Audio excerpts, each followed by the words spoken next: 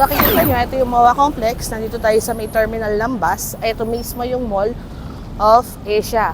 So ngayon, pupunta tayo sa Sale Residences. Ito yung Sale Residences.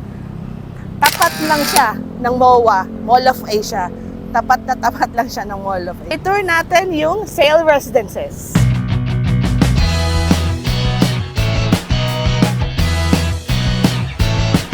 Na tayo ngayon sa tapat ng Sale Residences.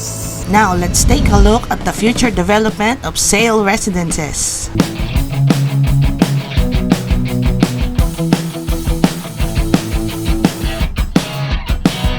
Mag-i-stand out talaga siya kasi meron din siyang 2022 winner Best Condominium Architectural Design Awards. Airside Development Plan. So we have 4 towers. Dito tayo sa Tower 1. So, sa tapat mismo niyan, doon tayo nag-video kanina. From Mall of Asia, nung tumawid tayo, then andito tayo sa tapat. And the other best part, you'll have shops right below your condo for easy access.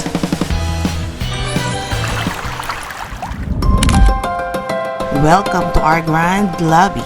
So this lobby is really going to be grand kasi maglalagay sila dyan ng malaking chandelier. It will welcome you with luxury, blending hotel-style elegance with comforting feel of home. Imagine that ganyang kabongga ang Sale Residences natin in the future.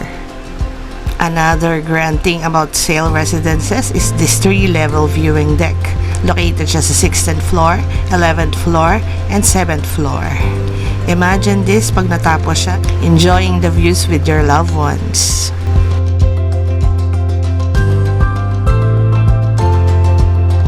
Then let's go ahead and take a look in our amenity area, another best part. One of a kind din ang ating amenity here in Sale Residences. We have expansive pool, gazebos, jacuzzi, central garden, 3-court, wooden walkway deck, and the best part is yung pinaka-centerpiece ng ating amenity is yung clubhouse. So imagine this, pag nagawa na siya, glass walls, then meron siyang feature na waterfalls. We also have indoor gym and function rooms. So now, our construction update for 2026.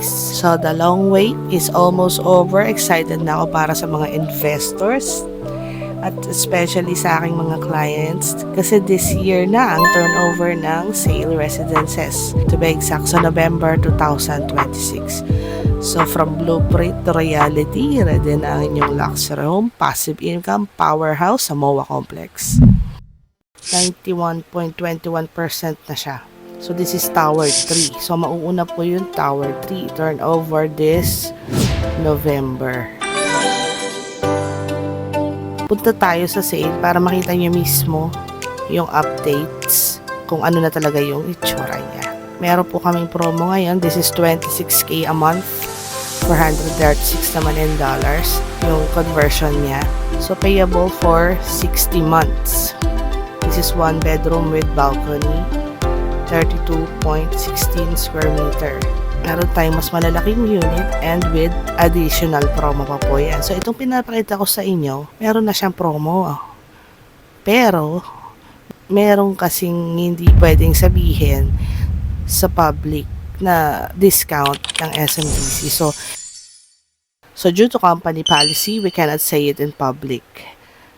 So, kailangan nyo po talaga akong i-message to avail this promo. Na talagang hindi kayo magsisisi at pagugulat pa kayo.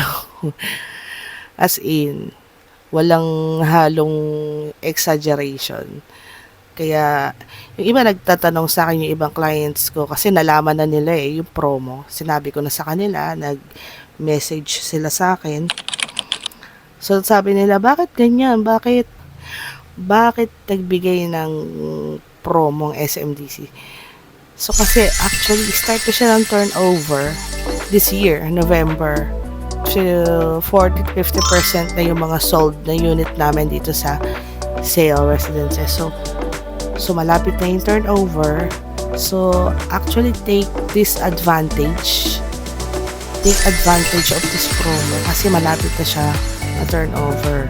So, para sa mga clients ko, sa mga future clients ko, especially po sa ating mga OFW, you can message me anytime. So, actually, itong sale residences ang actually pinaka-favorite ko sa MOA Complex na condo. Kasi ito yung pinaka-powerhouse sa MOA Complex. Ito yung pinaka-social siya, pinaka-bongga siya, pinaka-malalaking units, pinakamagandang amenities. Magaganda naman yung mga amenities ng sa MOA Complex, pero kasi itong sale, malaki siya. Malalaki yung units, pati yung amenity niya, malalaki din. So when it comes to price, pinakamahal siya dito sa MOA. Pero, dahil meron kaming hidden promo, message nyo ako para malaman nyo at magugulat kayo. Promise. So thank you for watching my video. This is Blas de los Santos, Manager, International Sales, SMDC.